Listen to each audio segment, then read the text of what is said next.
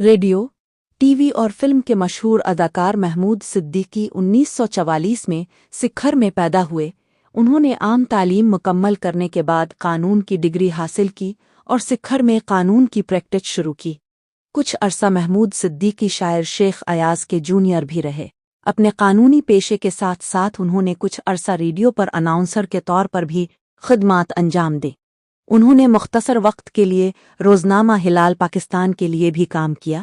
محمود صدیقی نے 1973 میں پاکستان ٹیلی ویژن پر بدنکی نامی ڈرامے میں کام کر کے ٹیلی ویژن پر انٹری دی اور پاکستان ٹیلی ویژن پر ایک نامور فنکار کے طور پر نظر آئے۔ ان کے ابتدائی ڈراموں میں زینت، گلواری چوکا، تلاش، رانی جی کہانی اور بہت سے دوسرے سندھی ڈرامے شامل تھے، لیکن انہیں قومی شناخت برق ادیب اور ڈرامہ نگار عبدالقادر جنیجو کے اردو ڈرامے دیواریاں سے ملی۔ ڈرامہ سیریل دیواریاں سندھی ڈرامے رانی جی کہانی کا اردو ورژن تھا۔ دیواریاں کے آن ایئر ہونے کے ساتھ ہی محمود صدیقی کا نام ملک کے مشہور اداکاروں میں شمار ہونے لگا۔ اس کے بعد محمود صدیقی نے معروف مصنفہ نور ہدا شاہ کے ڈرامے جنگل میں ناقابل فراموش کردار ادا کیا، جس میں ایک مفلوج تاجر رئیس بہاول خان کا کردار انہیں شہرت کے آسمان پر لے گیا۔ اس کے بعد محمود صدیقی نے ایک اور لازوال ڈرامہ کاروان میں اہم کردار ادا کیا۔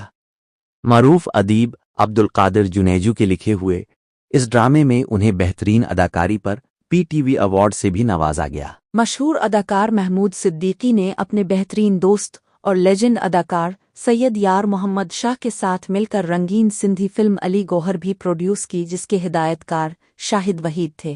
25 جولائی 1988 کو ریلیز ہونے والی فلم رنگین سندھی علی گوہر میں یار محمد شاہ نے مرکزی کردار ادا کی، جبکہ اس فلم میں محمود صدیقی نے بھی اہم کردار ادا کیا۔ بدقسمتی سے یہ فلم توقع کے مطابق کامیاب نہ ہو سکی، جس کی وجہ سے محمود صدیقی کو کافی نقصان اٹھانا پڑا۔